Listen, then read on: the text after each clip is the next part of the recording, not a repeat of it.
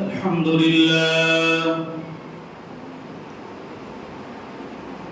لله نحمده ونستعينه ونستغفره ونؤمن به ونتوكل عليه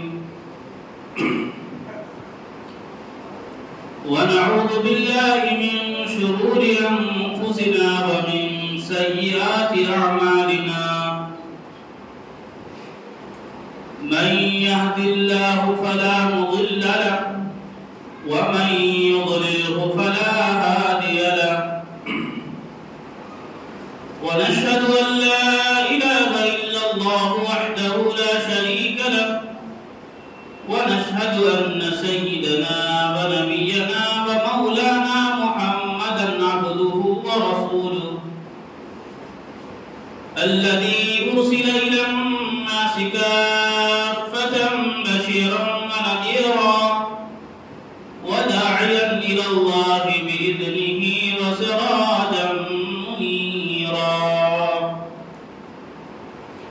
أما بعد فقد قال الله تبارك وتعالى في كلامه المجيد فأعوذ بالله من الشيطان الرجيم بسم الله الرحمن الرحيم وأن المساجد لله فلا تدعوا مع الله أحدا وقال رسول الله صلى الله عليه وسلم أحب البلاد إلى الله مساجدها وأبغض البلاد إلى الله أسواقها أو كما قال عليه الصلاة والسلام بارك الله لنا ولكم في القرآن العظيم ونفعنا وإياكم بالآيات والذكر الحكيم اللهم صل على محمد وعلى آل محمد كما صليت على إبراهيم وعلى آل إبراهيم إنك حميد مجيد اللهم بارك على محمد وعلى آل محمد كما باركت على إبراهيم وعلى آل إبراهيم إنك حميد مجيد السلام عليكم ورحمة الله وبركاته بزرگان محترم عزیز دینی ایمانی بھائیوں عزیز نوجوانوں اللہ رب العالمین نے ہم تمام کو اشرف المخلوقات بنا کر ہمیں اللہ نے اپنی عبادت کے لیے خاص کیا ہے دنیا میں ہمارے آنے کا مقصد اللہ نے بیان فرمایا وہ اللہ کی عبادت ہے وَمَا خَلَقْتُ الْجِنَّ وَالْإِنسَ إِلَّا لِيَعْبُدُونِ میں نے انسان اور جنات کو صرف اپنی عبادت کے لیے پیدا کیا ہے یہ اللہ کا فرمان ہے اب 24 گھنٹے اللہ صرف ہمیں اپنی عبادت کا حکم دیتا تو یہ بالکل درست تھا کیونکہ اللہ کی عبادت کے لیے ہی ہماری پیدائش ہوئی ہے لیکن اللہ رب العالمین نے اپنی عبادت کے ساتھ ساتھ ہمیں یہ بھی حکم دیا اجازت نہیں بلکہ حکم دیا کہ اپنا ذریعہ معاش بھی تلاش کرو حلال روزی بھی تلاش کرو اور اس کے مطابق تم اپنی زندگی گزارو یہ اللہ کا بہت بڑا احسان ہے اسلام جو مذہب ہے یہ دین فطرت ہے عین فطرت پر یہ واقع ہے نہ ہمیں بالکل دنیا سے ہٹنے کے لیے کہتا ہے نہ ہی دنیا میں بالکل ہر اعتبار سے منہمک ہونے کے لیے کہتا ہے اعتدال کی راہ درمیانی راہ بتاتا ہے کہ میں دنیا کو ضرورت کے حد تک استعمال کرو تمہارا مقصد تو آخرت ہے دو باتیں ہیں ایک ہے مقصد ایک ہے ضرورت ضرورت وہ چیز ہوتی ہے آدمی کو جب ضرورت پڑی تو اس چیز کی طرف جاتا ہے ورنہ پھر اس کی طرف اپنے دل کو نہیں لگاتا ہے مقصد وہ چیز ہوتی ہے کہ آدمی کی پوری زندگی میں اس کی نیت اس کی نگاہ اپنے مقصد کی طرف ہوتی ہے یہ ہمارا مقصد کیا ہے یہ ہمارا مقصد یہ ہے کہ دنیا میں رہ کر اللہ کو خوش کر کے دنیا سے جانا ہے، اور دنیا کے بعد کی زندگی ہے وہاں ہمیشہ کے لیے اللہ کی رحمتیں حاصل کرنا ہے اور اللہ کو دنیا سے خوش کر کے جانا ہے۔ یہ ہمارا مقصد ہے۔ اب اس مقصد کو پورا کرنے کے لیے عبادت کی جو جگہ اللہ نے مسلمانوں کے لیے بنائی ہے وہ مساجد ہے۔ ویسے تو ساری زمین میں ہم کہیں بھی اللہ کی عبادت کر سکتے ہیں، لیکن ایک اسپیسیفک چیزیں اللہ نے، ایک جگہ جہاں پر سب لوگ جمع ہوں اور جمع ہو کر اللہ کی عبادت کریں، جسے ہم نماز کہتے ہیں اجتماعی طور سے۔ یہ نماز ہمارے اسلام کی ایک محترم شان عبادت ہے۔ آج کا ہمارا جو عنوان رہے گا وہ عنوان یہ ہے مساجد اور ہماری ذمہ داری، کیونکہ جب تک ہم اپنی ذمہ داری کو سمجھیں گے نہیں مسئلے کا حل نہیں ہو سکتا۔ ہم لاکھ کوششیں کریں اپنے مسجدوں کی عبادت کرنے کی، لیکن جو ریکوائر ہیں، جو اصل حقیقت ہے مسجد کو عبادت کرنے کی، اگر وہ ہمارے اندر نہیں ہے تو پھر ہم چاہے لاکھ سیکورٹی گارڈ مسجد کے باہر لگا دیں، ہماری مساجد محفوظ نہیں ہو سکتی۔ صرف سیکورٹی گارڈ لگانے سے مساجد محفوظ نہیں ہوتی، کچھ اور بھی کام کو کرنا ہے اس کے اندر۔ وہ کیا ہے آج ہم اس کو انشاءاللہ دیکھتے ہیں۔ تو پہلے میں نے خطبے میں جو آیت کریمہ پڑھی ہے اس کا مطلب یہ ہے وَأَنَّ الْمَسَاجِدَ لِلَّهِ فَلَا تَدْعُوا مَعَ اللَّهِ أَحَدًا۔ اللہ نے مساجد کی نسبت اپنی طرف کی ہے کہ مساجد تو اللہ کے لیے ہوتی ہے کہ اس میں اللہ کو پکارا جائے، اس میں اللہ کی عبادت کی جائے، اللہ کی بڑائی بیان کی جائے، اللہ کی عظمت بیان کی جائے، اللہ کی بزرگی بیان کی جائے۔ یہ مساجد اس لیے ہوتی ہے۔ اور اللہ رب العالمین نے مساجد کی نسبت اپنی طرف کی ہے کہ یہ اللہ کی مساجد ہے، یہ اللہ کا گھر ہے۔ جب اللہ کا گھر ہے تو کس قدر اس کی عظمت ہونی چاہیے، اللہ کا گھر ہے تو پھر کس قدر اس کی حفاظت کی ہم ذمہ داری ہم کو اوڑھ لینا چاہیے، یہ اللہ کا گھر ہے۔ اور جو میں نے حدیث مبارکہ حضرات کی خدمت میں پڑھی ہے اس حدیث کا مطلب کیا ہے؟ احب البلاد الى الله مساجدها وابغض البلاد الى الله اسواقها۔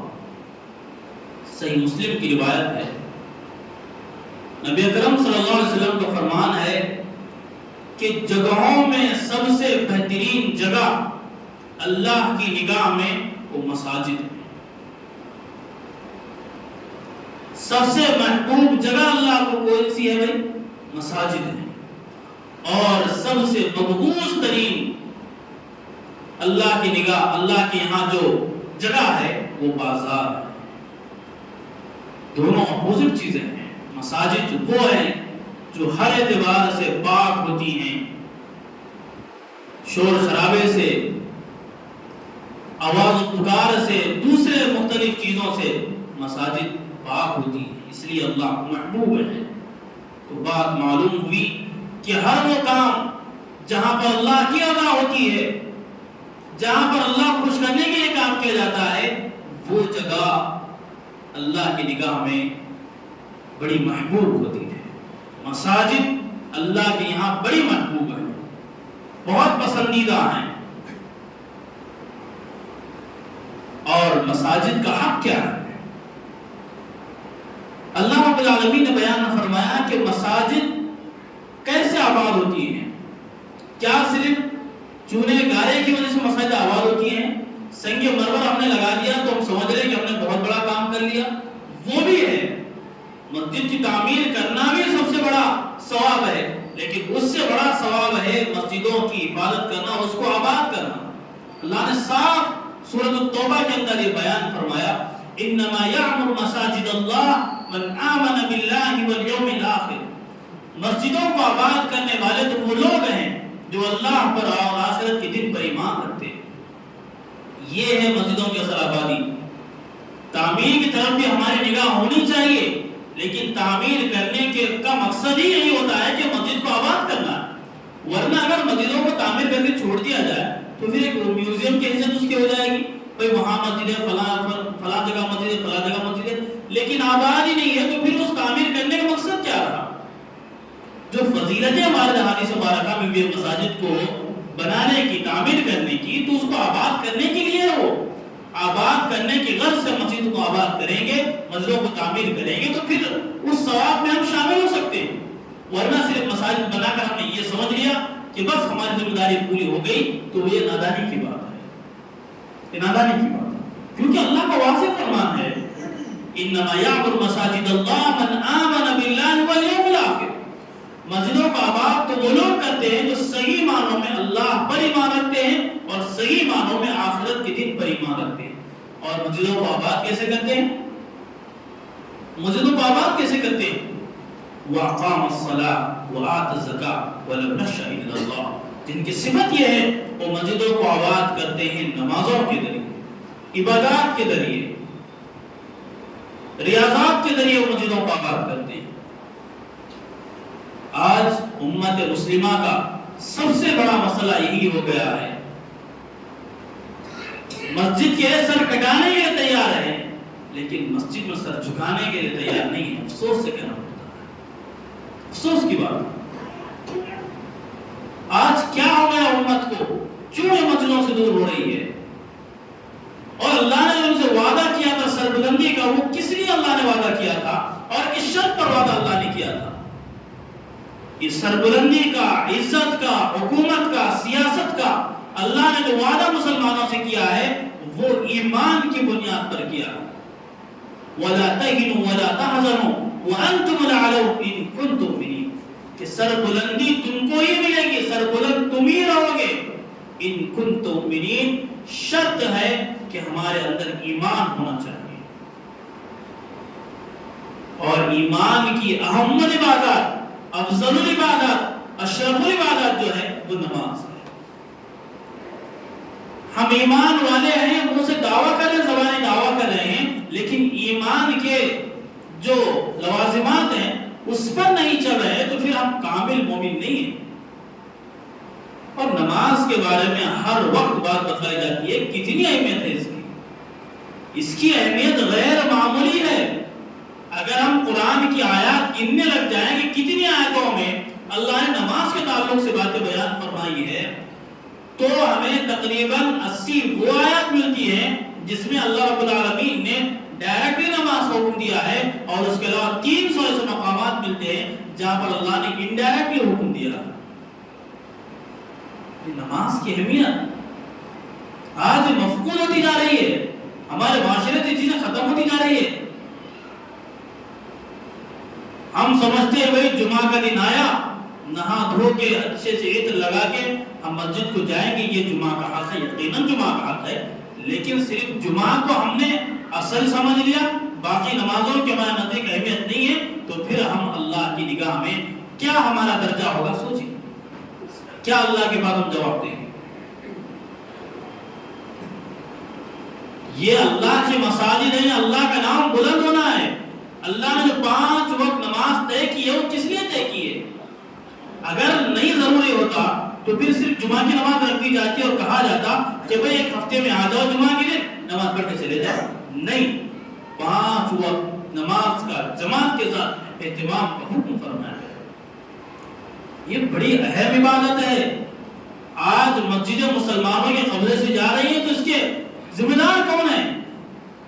اے ظالم کو تو اللہ اس کی سزا دے گا ہی، لیکن ہمارے رہتے ہوئے اگر ہم نے اس کو آباد نہیں کیا تو پھر لوگ کہیں گے بھئی ان کو ضرورت ہی نہیں ان کے مسجد کی، تو اس کو یہاں سے ہٹا دیا جائے گا، کچھ اور چیز یہاں پر تعمیر کی جائے، کچھ اور اس میں مسالے کے کام کیے جائے جو لوگوں کے لیے فائدے کا باعث بنے۔ یہ تو ہوگا۔ اگر مساجد کی اہمیت کو مسلمان نہیں سمجھے گا تو پھر کون سمجھے گا؟ مساجد کو تعمیر اگر مسلمان نہیں کرے گا تو پھر کون کرے گا؟ اللہ نے تو واضح بیان فرمایا، ما کان للمشرکین ان یعمروا مساجد اللہ، مشرکین کی اوقات نہیں کہ وہ اللہ کی مسجدوں کو آباد کرے۔ یہ تو ایمان کی علامت ہے، مسلمان کی شان ہے کہ وہ مسجدوں کو آباد کرتا ہے۔ یہ سمجھنے کی بات ہے، سوچنے کی بات ہے، اپنا جائزہ لینے کی ضرورت ہے۔ دنیا میں ہر کام ہم کر رہے ہیں لیکن صحیح طریقے سے اگر نہیں ہو رہا ہے کام تو اللہ کے دین کا کام نہیں ہو رہا ہے، صحیح سے اللہ کی بات نہیں ہو پا رہی۔ مساجد سے جو ہمارا رشتہ ہونا چاہیے وہ رشتہ نہیں ہے آج، وہ رشتہ نہیں ہے آج۔ کوئی بھی مسئلہ نبی اکرم صلی اللہ علیہ وسلم کے دور میں پیش آتا تو فوراً مساجد کا رخ کیا جاتا، فوراً پہلے مسجد، اللہ کے پاس جا کر گڑگڑانا، وہاں پر اللہ کے مسجدوں کو آباد کرنا، یہ ہو رہا تھا۔ آج اس کی ضرورت ہے۔ آج یہ مساجد کیا چاہتی ہیں؟ یہ مساجد یہی چاہتی ہیں کہ ان کو مصلیوں سے آباد کیا جائے، ان کو نمازوں سے، سجدوں سے آباد کیا جائے۔ یہی تو ایک مسجد کی خوبصورتی ہوتی ہے۔ ہم نے بڑی سی مسجد بنا لی اور اس کی آبادی کی فکر نہیں کی تو ہم نے کیا کیا؟ کچھ نہیں کیا۔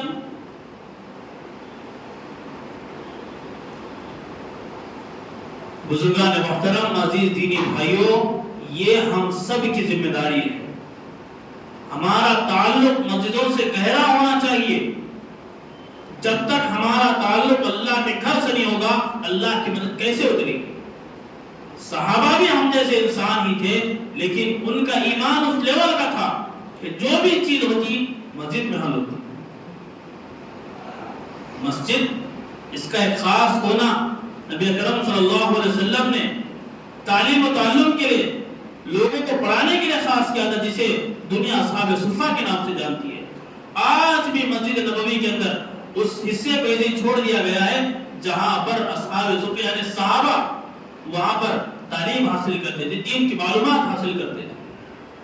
یہ مساجد ہیں جہاں سے ایک روشنی بڑھتی ہے، جس کی وجہ سے ہمارے ایمان میں تقویت ملتی ہے، ہمارے ایمان کو تقویت ملتی ہے۔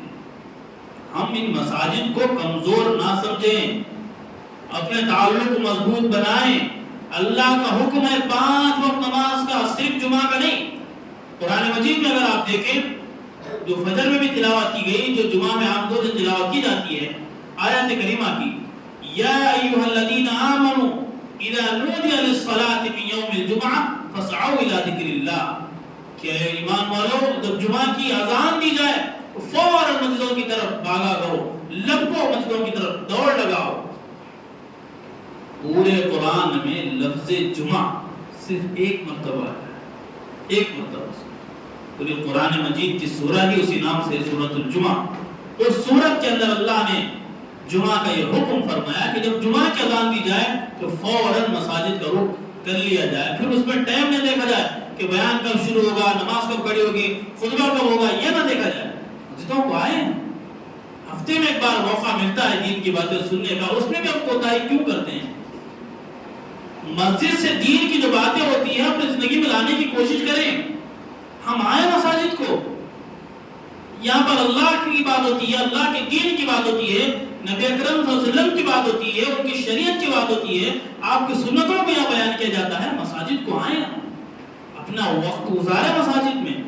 کاروبار تو ہے ہی، کاروبار کے ہوتے ہوئے ہم اس مساجد کو، ان مساجد کو آباد کریں گے، اللہ ہمارے کاروبار کو آباد کرے گا،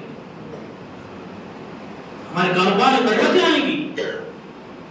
ہم صرف وسائل پر نہ دیکھیں، میں دکان بند کر کے گیا تو کیا ہوگا، 10 منٹ میں کسٹمر آئے گا، ارے اس کے بعد چاہے 2 ہی کسٹمر آئے، اللہ اس کو اتنی برکت دے گا کہ 100 کسٹمر کو برکت نہیں ہوگی۔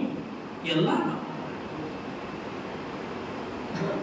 آج بابری مسجد ہمارے ہاتھوں میں نہیں ہے، ہم اسے صرف ماتم کرنے سے، وہ افسوس کرنا تو ہے، ہم صرف یہ کہہ رہے وہی چلی گئی، بلیک ڈے ہو گیا، وہ ہے، یہ ہے، سب باتیں صحیح ہے۔ تو پھر ہم یہ کہہ کر ہم اپنے اعتبار سے کیا تیاری کریں؟ ہم نے اپنے محلے کو مسجد کو آباد کرنے کی فکر کی یا نہیں کی ہے، تاکہ ہماری بھی مسجد کا حال وہ نہ ہو جو بابری کا ہوا؟ کیا ہم نے سوچا اس تعلق سے؟ یہ محاسبے کا وقت ہے۔ صرف نعرے لگانے سے، افسوس ظاہر کرنے سے ہماری دینی ذمہ داری پوری نہیں ہوتی ہے۔ مساجد کے لیے ہماری کیا محبت ہے وہ تو 5 وقت کی نماز کو پتہ چلتا ہے، کتنا ہمارا تعلق ہے مساجد سے وہ پتہ چلتا ہے۔ یقیناً ہمارے ہاتھ سے مسجد گئی، لیکن اسباب پر غور کرنا چاہیے، ہم کیا کر سکتے ہیں اور مساجد کو بچانے کے لیے وہ ہم کو غور کرنا چاہیے، اس میں ہم کو فکر کرنی چاہیے۔ آج بڑا لمیہ ہے، ایک بڑا طبقہ مسلمانوں کا مسجدوں سے دور ہے۔ سیرت کے اندر ہم کو کیا بات ملتی ہے کہ نبی اکرم صلی اللہ علیہ وسلم نے یہ بات بیان فرمائی کہ اگر تم کسی کو مسجد کو آتا جاتا دیکھو اس کے ایمان کی گواہی دو. کتنی بڑی بات، کتنی بڑی بات ہے. مسجد کو آنا جانا یہ بتایا کہ ایمان کی علامت ہے، تم اس کے ایمان کی گواہی دو. تو اس کا اپوزٹ بھی نہیں کیا نکلتا ہے، سوچیے تو. جو مساجد کو نہیں آتا جاتا کیا مطلب نکلا اس کا؟ واضح ہے بالکل مطلب اس کا. اور نبی کریم صلی اللہ علیہ وسلم نے واضح پھر بیان فرمایا من ترک الصلاۃ متعمدا فقد کفر، جس نے جان بوجھ کر نماز چھوڑی اس نے کفر کیا. ایمان اور کفر کے درمیان فرق کرنے والی چیز نماز ہے. آج اسی تعلق سے بڑی کوتاہی، بڑی ہمارے اندر کوتاہی، اس میں سستی آ گئی ہے نمازوں کے تعلق سے. ہم مساجد کو آباد کریں، دین کی تعلیم لے مساجد میں آ کر، مکاتب چلتے ہیں، ان مکاتب کو مضبوط بنائیں، ان کے ذریعے ہماری نسل ایک صحیح طور سے ایک صحیح راستہ دکھانے والی اور دیکھ کر چلنے والی بنے گی. اس سے مکاتب کا نظام اسی لیے قائم کیا گیا کہ جو دینی غفلت ہے، جو دین کے تعلق سے غفلت ہے، جو بے راہوی ہے، یہ چیزیں ختم ہو تاکہ مسلمان صحیح طور سے اپنے دین پر عمل کرنے والے بنے. کون روکتا ہے بھائی دین پر چلنے سے؟ کون روکتا ہے مسجد کو آ کر نماز پڑھنے سے؟ یہ روکتا ہے ہمارا کاروبار، ہمارا ایٹیٹیوڈ روکتا ہے کہ میں جاؤں گا تو کیا ہوگا، دکان نہیں چلے گی، کسٹمر نہیں آئیں گے، فلاں نہیں آئیں گے. بھائی من کان للہ کان اللہ لہ، اللہ کا ہم ہو کر تو دیکھیں اللہ کی کیا مدد شامل حال ہوتی ہے. ایک بار کر کے دیکھیں، تجربہ کر کے دیکھیں. اور ایک بات بتا دوں آپ کو کہ اس دنیا کے اندر جو کوئی بھی ظلم کرتا ہے، اور اللہ نے فرمایا سب سے بڑا ظلم کرنے والا وہ ہے جو اللہ کی مسجدوں میں آنے سے روکتا ہے، وہ ہے اصل ظلم. ومن اظلم ممن منع مساجد اللہ ان یذکر فیہا اسمہ وسعی فی خرابها، کہ اس سے بڑھ کر ظالم کون ہو سکتا ہے جو اللہ کی مسجدوں میں آ کر اللہ کی بات کرنے سے روکے اور اس کے خراب کرنے کی، اس کو ویران کرنے کی کوششوں میں لگا رہے. اس سے بڑا کوئی ظالم نہیں ہو سکتا. آج اگر کسی نے اس طرح کیا ہے تو وہ اس کی سزا اللہ کی یہاں ملے گی، لیکن ہم بھی اس میں یہ ہوں گے اگر ہم نے مساجد کو آباد نہیں کیا. اللہ ہمارا گریبان پڑے گا کہ تم کہاں تھے، تم نے کیا کوششیں کی مساجد کے لیے، تم نے کیا وہاں پر تدبیریں کی مساجد کو بچانے کے لیے، کتنی مسجدوں کو تم نے آباد کیا. اگر اللہ ہم سے سوال کرے گا ہم کیا جواب دیں؟ یہ وقت ہے ہوش کے ناخن لینے کا، اپنے آپ کو سنبھالنے کا. یہ وقت ہے اپنے آپ کو بدلنے کا، اللہ کی مسجدوں سے وابستہ کرنے کا، اپنے تعلق کو مسجدوں سے بنانے کا. یہ وقت ہے. وہ دن دور نہیں کہ اگر یہی ہماری غفلت مساجد کے تعلق سے رہی، آج ہماری پوری نگاہ مساجد کو خوبصورت بنانے پر لگی رہتی ہے. خوبصورت کیسے ہم بنائیں، ممبر ہو تو اس کو کیسے خوبصورت بنائیں، محراب ہو تو اس کو اچھے کیسے تزئین کاری کریں. ٹھیک ہے، ایک حد تک اس کی اجازت ہے، لیکن ہم نے اصل اسی کو سمجھ لیا، اصل ہم نے اسی کو سمجھ لیا ہے. اصل وہ نہیں ہے. اصل یہ ہے کہ ہم مسجدوں کو نمازیوں کے ذریعے، نمازوں کے ذریعے، سجدوں کے ذریعے آباد کریں. بار بار آپ کو یہی بات میں بتانے کی کوشش کر رہا ہوں تاکہ میرا بھی اس پر عمل ہو جائے. کہنے والا ہی محتاج ہے، سننے والے سب محتاج ہیں. یہ جو بیانات ہوتے ہیں یہ صرف عوام کے لیے نہیں، بیان کرنے والا خود بھی محتاج ہوتا ہے. ہم بھی اسی میں شامل ہیں. آج ضرورت ہے کیونکہ یہ ہمارا فریضہ ہے، ہماری ذمہ داری ہے بات کو بتانا، بات کو سمجھانا. یہ ذمہ داری ہر امام کی ذمہ داری، ہر عالم کی ذمہ داری ہے کہ وہ لوگوں کو دینی رہنمائی کرے اور کرنے کے ساتھ خود بھی اس پر چلے. وَأْمُرْ أَهْلَكَ بِالصَّلَاةِ وَاصْطَبِرْ عَلَيْهَا. انبیاء کو بھی حکم دیا گیا کہ آپ نماز کا حکم دیجئے اور خود بھی اس کی پابندی کیجئے. یہ حکم ہے. جب تک یہ چلتا رہے گا تو پھر ہم خیر امت کہلائیں گے، ورنہ ہم خیر امت کہلانے کے لائق اور مستحق نہیں ہو سکتے. یہ دینی ذمہ داری ہے. بزرگوں، نوجوانوں، یہ ہر ایک کی ذمہ داری ہے. ہم مساجد کو کس طرح آباد کر سکتے ہیں اس کو کرنا ہے. 5 وقت نمازوں کے اہتمام کو مساجد میں کرنا ہے. مساجد کو اپنا مرکز بنانا ہے. مرکز بنانا ہے. جب تک ہم مرکز نہیں بنائیں گے تب تک ہمارے مسائل کا حل نہیں. ہر مسئلے کا حل اللہ کے یہاں ہے. اللہ سے جڑ کر تو دیکھیں, اللہ کے پاس گڑ گڑا کر تو دیکھیں, اللہ کی مسجد میں آ کر تو دیکھیں. صرف جمعہ والے مسلمان ہم نہ بنیں, ہم 24 گھنٹے والے مسلمان بنیں. صرف ویکلی مسلمان بنتے ہم نہیں, ویکلی نہیں, روزانہ 24 گھنٹے والے مسلمان بنیں. یہی اسلام کا پیغام ہے, یہی ہمارے ایمان کا تقاضا ہے. یہی ایمان کا تقاضا ہے کہ اگر ہم صرف مسجد میں مسلمان ہیں, باہر مسلمان نہیں ہیں, تو پھر کیا ہم نے کر لیا اس اسلام سے؟ جو ایمان ہم کو عبادت تو کرنے پر آمادہ کر رہا ہے, لیکن وہ ایمان ہم کو گناہوں سے نہیں بچا رہا ہے, تو پھر ہمارے ایمان کو پرکھنے کی ضرورت ہے, پرکھنے کی ضرورت ہے. ہم مساجد میں 100% نمازی ہیں, لیکن معاملات کے ہم 2 نمبری ہیں, تو پھر یہ ہمارے ایمان کے لیے خطرے کی چیز ہے.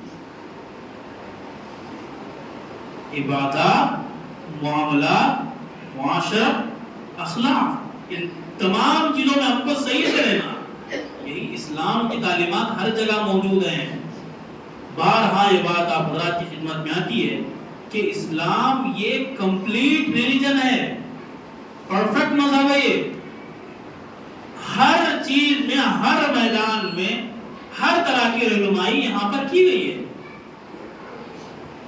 چاہے چھوٹا میدان ہو, بڑا میدان ہو, زندگی کا کوئی بھی شعبہ ہو, ہر شعبے کے اندر اسلام کی رہنمائیاں موجود ہیں. ضرورت ہے اس کو جاننے کی, ضرورت ہے جان کر اس پر عمل کرنے کی. اب مساجد سے اپنا تعلق بنائیں, مکاتب کو مضبوط بنائیں, مکاتب کے چلانے والوں کو مضبوط بنائیں, مدارس کے نظام کو مضبوط بنائیں. دیکھیے پھر کیا انقلاب آتا ہے. سارا مسئلہ ہمارے ایمان کا ہے. ایمان صحیح, سب چیزیں صحیح.